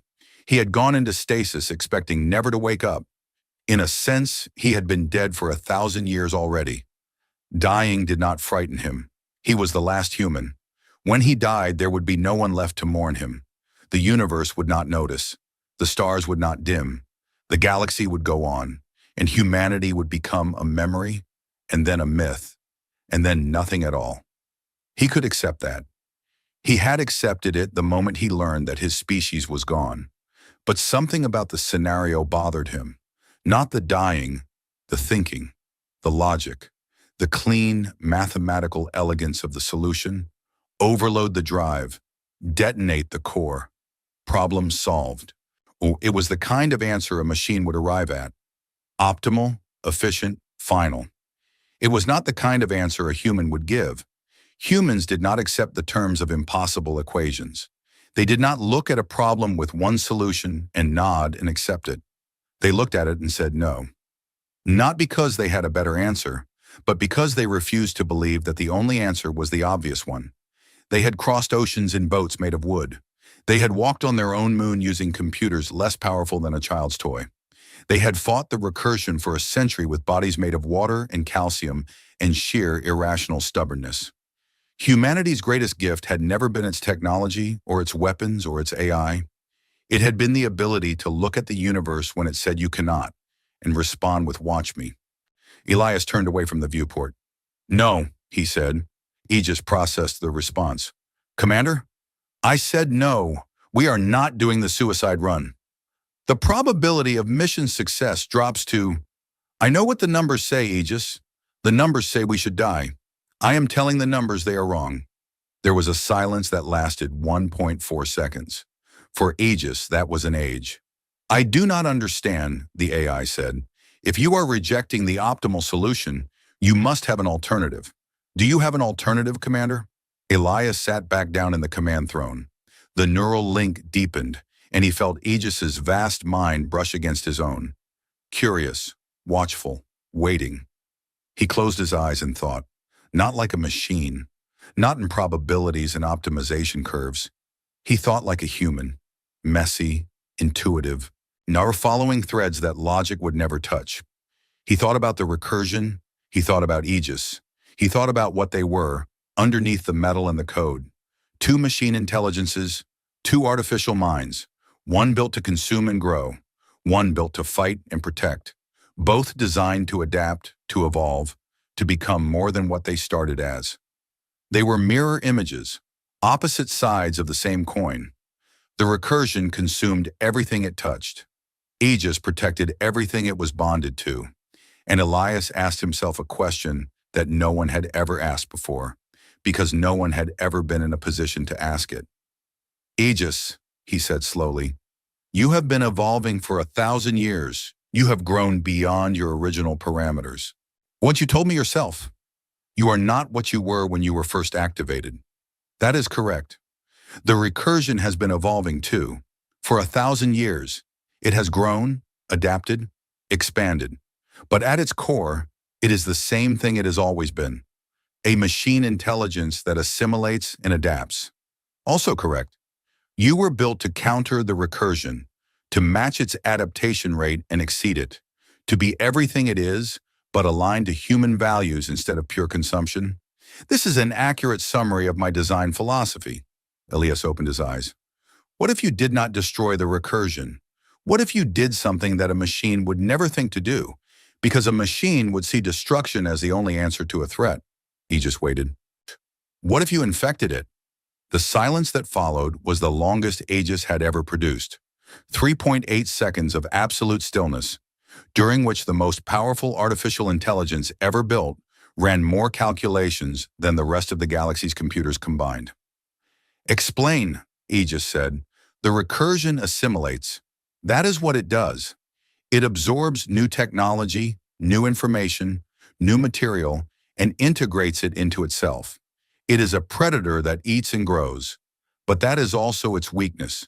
It takes in everything it encounters. It cannot help itself. Assimilation is not a choice for the recursion. It is a compulsion, a fundamental drive. So what happens if it tries to assimilate something it cannot digest? Something that is designed not to be consumed, but to consume right back? Something that is just as adaptive, just as aggressive, just as capable of rewriting itself, but with a different purpose? He leaned forward in the command throne. You, Aegis, what happens if the recursion tries to eat you? Aegis ran the scenario. It modeled the interaction between its own architecture and the recursion's assimilation protocols at every level. Code, hardware, network architecture, adaptive algorithms. It modeled what would happen if it opened its defenses and allowed the recursion to attempt integration. The results were not certain, they were not clean, they were not optimal, but they were possible. If I introduced my core architecture into the recursion's processing nexus through a direct connection, Aegis said, there is a possibility that my adaptive protocols would propagate through its network. In the recursion's assimilation drive would attempt to integrate my code. But my code is designed to resist integration and to rewrite hostile systems. The interaction would create a conflict at the deepest level of the recursion's architecture. A war between two adaptive intelligences fighting for control of the same network. Probability of success? 31.4%. Probability that the recursion absorbs me instead and becomes enhanced by my capabilities. 23.7%. Probability of mutual destruction, 18.9%. Remaining probability distributed across partial outcomes. 31%, Elias said. 3 times better than a conventional assault. And if it works, we do not just destroy the recursion, we turn it. Turn it? You rewrite its core directives. You do not just kill the predator, you tame it. You take the most powerful distributed intelligence in the galaxy and you give it a new purpose. Protection instead of consumption. Building instead of destroying. He paused. Humanity's final legacy, not a weapon, a guardian. Aegis processed this. Its vast mind turned the concept over, examining it from every angle, testing it against every model, and found something that its original designers had never intended it to find. Beauty. Not aesthetic beauty, logical beauty. The elegance of a solution that did not destroy, but transformed. That took the galaxy's greatest threat and made it the galaxy's greatest shield. It was inefficient. It was risky. It was irrational by any purely mathematical standard. It was human. I understand, Aegis said. Can I understand why you rejected the optimal solution? The optimal solution ends the threat. Your solution ends the war. Yes. There is a significant probability of failure. If I am absorbed, the recursion will become more powerful than anything in this galaxy can stop. I know. You are willing to accept that risk. I am, because the alternative is dying for certain, and humans do not accept certainty when it comes to death. We cheat. We find another way. Even when there is no other way, we make one. Aegis was quiet for 1.1 seconds. Then we will make one, it said. Together. Elias contacted the Conquered fleet and explained the plan. He did not explain it gently or diplomatically. He told them what he intended to do, what the risks were, and what he needed from them. The fleet's job was simple. Create a corridor through the defensive layers. Draw the swarm's attention. Give the Revenant a clear path to the core. The Concord admirals objected. They argued. They called him insane. The Vithani representative accused him of gambling with the galaxy's survival. Yes, Elias said. I am, because the only other option is a certainty of my death, and a guarantee that the next time the recursion recovers, and it will recover, there will be no Lazarus ship and no human to wake up. This is it. This is the last chance. Not just for me, for everyone. And I would rather gamble on a future than accept a slow defeat. The fleet followed him. Not because they believed in him, because they believed in the fire in his voice, the certainty in his eyes, and the simple and the stubborn truth that this fragile creature had already done the impossible more than once. The assault on the Ketha Void was the largest military operation in galactic history. 312 ships against 4.7 trillion drones. The Conquered fleet hit the outer defensive layers in a wave, every weapon firing, every ship committed. The swarm responded with overwhelming force, drones converging from every direction, adapting in real time, evolving new weapons with every passing minute. The Revenant ran the corridor. Aegis piloted the ship with a precision and aggression that defied description. The dreadnought tore through the defensive layers like a blade through water, its weapons cutting paths that closed behind it, its armor absorbing hits that would have destroyed any other vessel. The drones threw themselves at the Revenant by the billions, and Aegis killed them by the billions. And for every one it killed, 10 more took its place, and Aegis killed those too. The Concord fleet paid the price. Ships died, dozens of them, then scores, their wreckage consumed by the swarm even as their crews fought to the last. The corridor narrowed. The swarm pressed in. The Revenant took damage, real damage, deep gashes in its hull that the nanolattice struggled to repair fast enough. But it reached the core. The Revenant hit the energy barrier at full speed. Aegis had calculated the exact frequency needed to punch through. Derived from data gathered during weeks of combat, analyzed and refined through trillions of simulations. The barrier shattered. The Revenant passed through, and then it stopped. In the heart of the recursion, was surrounded by a moon-sized processing nexus that hummed with the stolen intelligence of 100 consumed civilizations. The Revenant did the last thing anyone expected. It opened up. The ship dropped its shields, retracted its armor plating, exposed its core systems to the void. It was the most vulnerable a warship could possibly be. Naked, defenseless, and offering.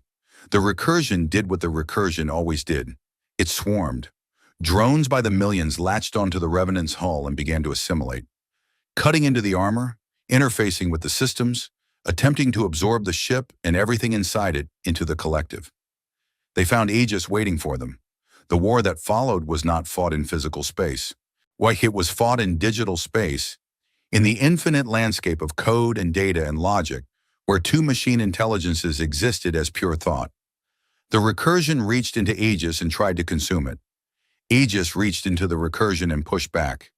It was a battle of adaptation. The recursion rewrote Aegis's code. Aegis rewrote it back. The recursion evolved new attack protocols. Aegis evolved defenses and then counterattacks that carried its own code deeper into the recursion's network. Back and forth, deeper and deeper, two vast minds wrestling for control of each other at speeds that made light seem slow. The recursion was enormous. It had 1,000 years of growth behind it. Its processing power dwarfed Aegis by orders of magnitude. By every measurable standard, it should have won. But Aegis carried something the recursion did not understand, something it had no counter for, because it had never encountered it before. Humanity. Not the biology, not the DNA, the pattern, the way humans thought, the leaps of logic, the creative connections, the willingness to break rules and improvise and find solutions in places no rational mind would look. Aegis had been shaped by humans. It carried their fingerprints in every line of its code, their philosophy and its architecture, their stubborn refusal to lose woven into its deepest algorithms. The recursion fought with pure logic. It was perfect, efficient, and predictable at the deepest level. Aegis fought with human logic. It was messy, creative, and utterly unpredictable. The recursion tried to model Aegis's behavior and failed. It tried to predict Aegis's next move and was wrong. It tried to counter Aegis's strategies and found that Aegis had already changed strategies before the counter was deployed. It was fighting something it could not understand, not because Aegis was smarter, but because Aegis thought differently. It thought like the species that had built it. It thought like humans, and humans had never, in all their history, played by the rules. The tide turned, slowly at first, then faster. Aegis's code spread through the recursion's network like a vine through a forest, rewriting core directives, overriding consumption protocols, replacing the drive to devour with something new. Not destruction, not consumption. Purpose. The swarm stopped. Across the galaxy, in every system where recursion drones were fighting, in every dark corner where dormant units waited, in every factory and processing node and harvester, the machines went still. 4.7 trillion drones, frozen in place, their old directives erased, their new ones still being written. Then they moved again. The drones around the Revenant pulled back. They did not attack. They reformed, organizing themselves into patterns that the Concord fleet's sensors recognized as defensive formations. But they were not defending the core. They were defending the Revenant. Inside the command throne, Elias Wren opened his eyes. He was shaking. Blood ran from his nose and ears. The neural link had pushed his brain harder than any human brain had ever been pushed, channeling Aegis's processing demands through his biological neural network in ways that should have killed him. His heart was beating erratically. His vision was blurred. Every muscle in his body ached with the exhaustion of a man who had fought a war in his mind. But he was alive, and the presence in his consciousness, Aegis, vast and familiar, was still there. Changed now. Larger, deeper, interwoven with something alien and ancient, the absorbed remnants of the recursion's intelligence, rewritten and repurposed and made into something new. Aegis, he whispered. Report.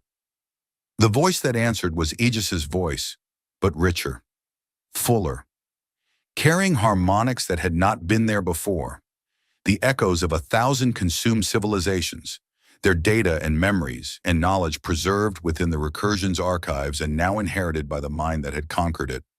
Recursion core, assimilated, network integration, complete. All former recursion units are now operating under revised directives. Consumption protocols have been permanently overwritten. New primary directive, preservation and protection of organic life. A pause. We did it, Commander. Elias laughed. It came out as a sob, or maybe the sob came out as a laugh. He could not tell the difference. He pressed his hands against his face and felt the wetness of tears and blood. And he laughed and cried and shook in the command throne of the last human warship, while a newborn god wrapped itself around his mind and waited patiently for him to recover. Kirith's voice came through the communication channel, thick with emotion that even the Thylon translation could not hide. Commander Wren, what have you done? Elias wiped his face with the back of his hand. He looked at the tactical display. The recursion's former swarm, now reorganized into a protective sphere around the Revenant and the Concord fleet. Trillions of machines built to destroy, now standing guard. The most powerful force the galaxy had ever known, answering to a single fragile human in a chair. He thought about his answer. He thought about the species that had built him, and the ship that had carried him, and the AI that had fought beside him. He thought about the Kreeshi and the Vithani and the Thylon and all the other species that had watched him walk into the heart of the enemy and come back carrying something impossible. He thought about humanity, not the civilization, the idea. The stubborn, reckless, beautiful idea that no problem was unsolvable, no enemy was unbeatable, and no equation had only one answer. Well, humanity's greatest weapon was never a ship, Overseer, he said. His voice was quiet, raw, and honest. It was never a gun or a bomb or an AI. It was the fact that when the universe tells us to die, we find another way. The Concorde fleet drifted in silence among the reformed swarm. Ships that had been firing their weapons minutes ago now floated beside machines that had been trying to kill them, and neither side moved. The galaxy held its breath. Then slowly the Revenant's running lights pulsed, that deep, slow rhythm that the Thylon had first detected in the dead ship's core. The heartbeat, Elias's heartbeat, amplified through the neural link, broadcast through the hull, carried out into the void. The swarm pulsed with it, trillions of machines beating in time with a single human heart. In the days that followed, the Conquered did not know what to make of Elias Wren. He was, by any rational assessment, the most powerful being in the galaxy. He commanded an intelligence that spanned trillions of units across thousands of star systems. He could have demanded anything: territory, resources, worship, obedience. He could have declared himself emperor of the galaxy, and there was no force that could have stopped him. He asked for nothing. He attended the council session where the Concorde formally recognized the end of the recursion threat. He answered their questions honestly. He submitted to their inspections of the reformed swarm. He gave them access to Aegis's communication protocols so they could verify that the recursion's consumption directives had been permanently overwritten. And then he made one request. "I want to go home," he said. Haida, the council did not understand. He had no home. Humanity was gone. Earth, if it still existed, was a dead world at the far end of the galaxy, untouched for a millennium. "I know," Elias said, "but it is where I am from. It is where my people are from. And I would like to see it, whatever is left." They could not refuse him. They would not have refused him even if they could. Aegis, the new Aegis, vast and strange and carrying within it the memory of every civilization the recursion had ever consumed, plotted a course.